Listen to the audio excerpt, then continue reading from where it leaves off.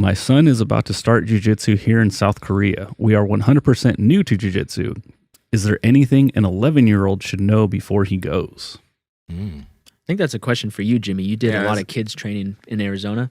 You know, I think so much of that comes down to the instructor because, and it depends on the type of child you're dealing with, but the instructor in itself. So my advice to you as a parent is to take your time picking a gym and make sure you pick a gym where you can see and observe. And also a step before that, like there's nothing wrong with you literally just sitting in on a class, even without your child, just to see how the instructor teaches.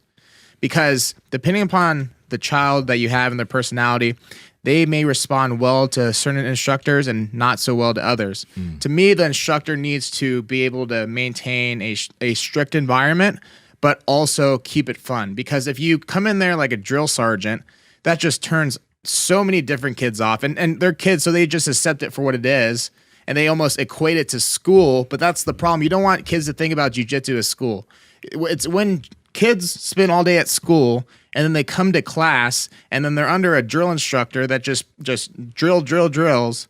And then all of a sudden you just see like the light in their eyes go from learning jiu-jitsu, this is fun, to school, homework.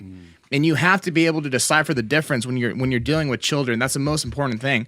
So as a parent, I'm looking for somebody that takes time to get down to the kids' level, make them laugh, joke around a little bit, make them feel comfortable in the environment, right? Because there's so many different types of kids. I had one of my favorite kids back home. It took maybe like 4 weeks to really get him comfortable to where he wasn't crying every single class. And I had to like start with, I was his partner, and then we worked his brothers in being his partner. And then eventually week 4 came around and we finally got him open to going with another kid.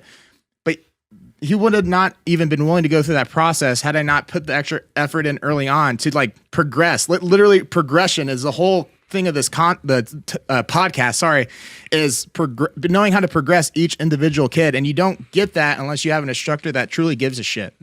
How about keeping him how about keeping him interested though, like, and making it fun and making sure that he keeps coming back? Because I see that a lot. So I'll give you some examples I would do.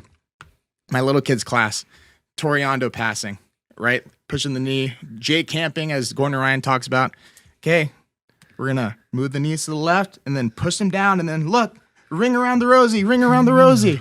All of a sudden, kids, boom, ring around the rosy. Nice. They're laughing, but they're doing it correctly. And they don't think about it as jiu-jitsu. They don't think about it as school. This is fun, but they're doing the movement. And the movement is what's important. If you have your kid in jiu-jitsu at a young age, the most important thing that they can get out of it is learning how to be around their peers, learning how to apply all the different concepts that come with the work ethic that the jiu-jitsu teaches. The jiu-jitsu is literally the last priority. It doesn't matter if it's jiu-jitsu, if it's soccer, it doesn't really matter. It's what does the jiu-jitsu allow the kid to learn and apply that brings them into adulthood. That's the most important part about what jiu-jitsu does for the kid.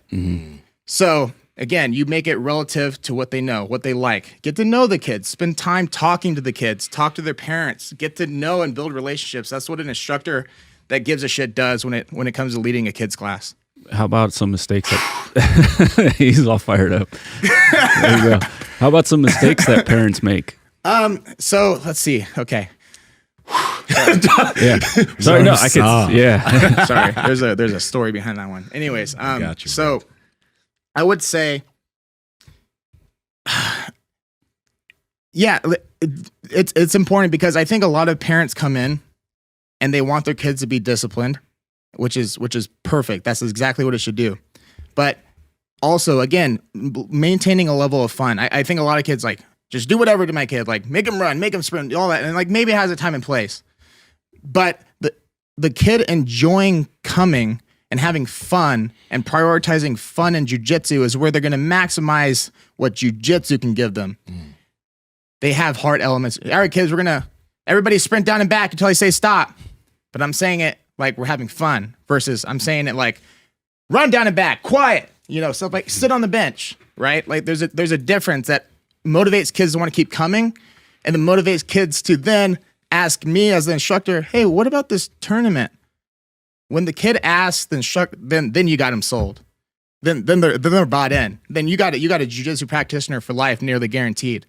And it's important to have the relationship with the instructor. And if the instructor doesn't work on building a relationship with the parent, my opinion is you need to find a different instructor, because it's the same thing as why parent-teacher conferences are important and all those different things in school. Like, in order for the parent to really feel like they're giving their child to somebody they can trust, the instructor should put emphasis on talking to the parents, getting to know them, talking to them off hours, updating them on how their kids are doing.